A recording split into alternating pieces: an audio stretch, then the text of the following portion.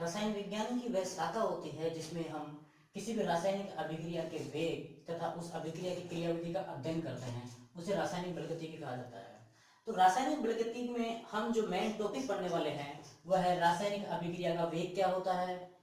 अभिक्रिया की कोटि क्या होती है, अभिक्रिया की अणुसंख्यता क्या है, जीरो ऑर्डर रिएक्शंस यानी कि जीरो शून्य व प्रथम कोटि की अभिक्रियाओं के अवकलित व समाकलित वेग समीकरण क्या होते हैं, इन सब चीजों के बारे में आज अपन पढ़ने वाले हैं। तो इससे पहले रासायनिक बलगतिकी की मैं चैप्टर स्टार्ट करूं उससे पहले हमें कुछ सामान्य जानकारी जुटा लेते हैं कि कुछ रिएक्शंस ऐसी रिएक्शंस होती हैं जो एक फ्रैक्शन ऑफ सेकंड में ही संपन्न हो जाती है, यानी कि एक समय के कुछ क्षण में ही संपन्न हो जाती हैं, उनको अपन तीव्र या वेरी फास्ट रिएक्शंस कहते हैं। जैसे कोई भी आयनिक रिएक्शंस है, सिल्वर नाइट्रेट यानी कि सिल्वर नाइट्रेट रिएजेंट को यदि अपन सोडियम क्लोराइड के सॉल्यूशन में डालते हैं तो जैसे ही अपन ऐड करते हैं तो सोडियम क्लोराइड के सॉल्यूशन का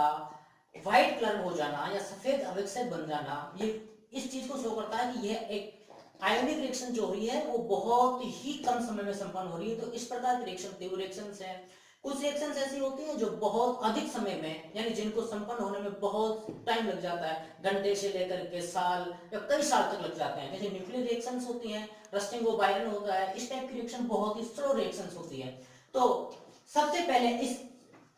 आज के चैप्टर में अपन पढ़ने वाले हैं रासायनिक अभिक्रिया का वेग, रासायनिक अभिक्रिया का वेग, रासायनिक अभिक्रिया का वेग यानी कि रेट ऑफ रिएक्शन, रासायनिक अभिक्रिया का वेग, रासायनिक अभिक्रिया का वेग, इसको अपन बोलते हैं rate of reaction, rate of reaction. Suppose करिए हम एक जनरली अपन एक रिएक्शन कंसीडर करते हैं N2G यानी गैसेस या ब्रैकेट में जो लिखा है उसकी physical state N2G plus 3H2G and 2NH3। अब अपन ये देखते हैं कि initially t equal to 0 time पर जैसे ये रिएक्शन संपन्न हो रही है तो t इक्वल टू 0 टाइम पर N2 सपोज करिए मेरे पास में 5 मोल पर लीटर है, 5 मोल पर लीटर है और t इक्वल टू 10 सेकेंड यानी 10 सेकेंड के बाद में N2 की जो अमाउंट है वो 3 मोल पर लीटर हो जाती है।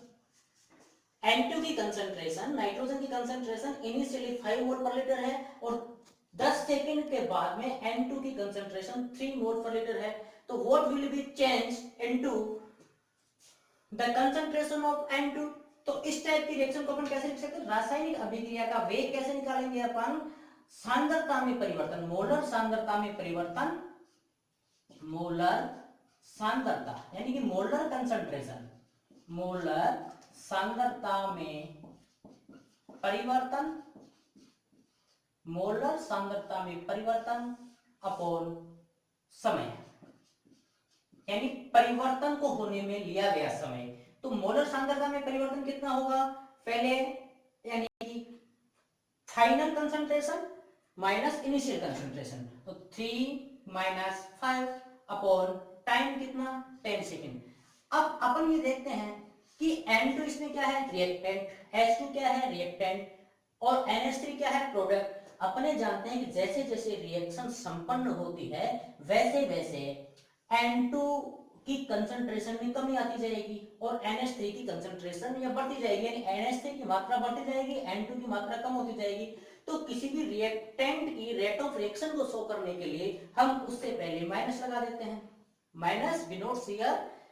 The disappearance of reactant, disappearance into the concentration of reactant. अब इसकी वैल्यू -3 -2 अपॉन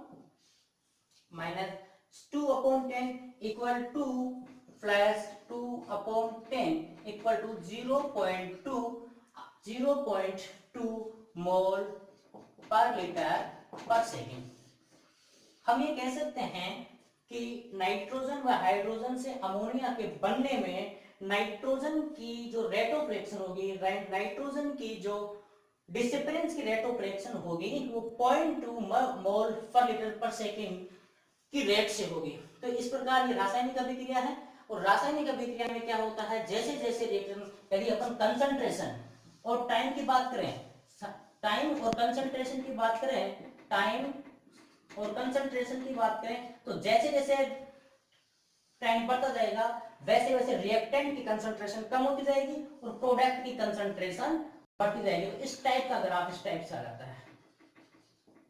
ये स्लोप ये शो करता है कि along with टाइम, टाइम के साथ रिएक्टेंट की कंसंट्रेशन कम हो रही है व प्रोडक्ट की कंसंट्रेशन बढ़ रही है। और बाकी